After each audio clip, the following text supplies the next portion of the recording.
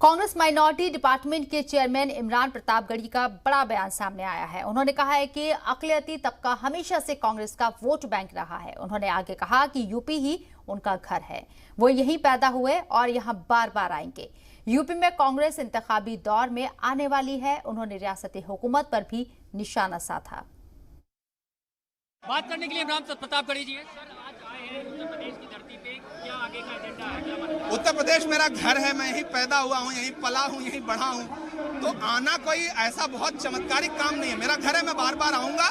हम चुनावी मोड की शुरुआत कर रहे हैं, पार्टी ने एक जिम्मेदारी दी है, इसलिए हम अब ये सम्मेलन के जरिए पूरे प्रदेश में जाएंगे।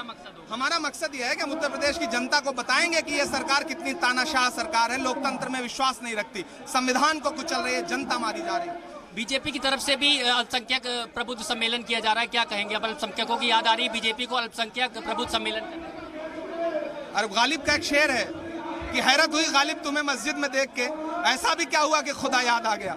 क्या मानते हैं इस बार कांग्रेस का क्या रहेगा एजेंडा, कितनी सीटें आने वाली? हम सारी सीटों पे चुनाव लड़ेंगे और अभी चुनाव में बहुत वक्त है, वो परिणाम हम आपको नजदीक आने पे बताएंगे कि हम कितनी सीटें जीत रहे हैं। साफ तौर पे इमरान प्रतापगढ़ी का कहना है कि चुनाव लड़ना है, कांग्रेस को मजबूत करने के लिए आज वो उत्तर प्रदेश आए हैं और आने वाले समय में पूरी रणनीति तय कर ली गई है और आने वाले समय में कांग्रेस को फायदा पहुंचाने के लिए तमाम रणनीतियों पर काम शुरू किया जाएगा। कैमरा पर्सन दिवाकर के साथ संकल्प दुबे, मीडिया, लखनऊ।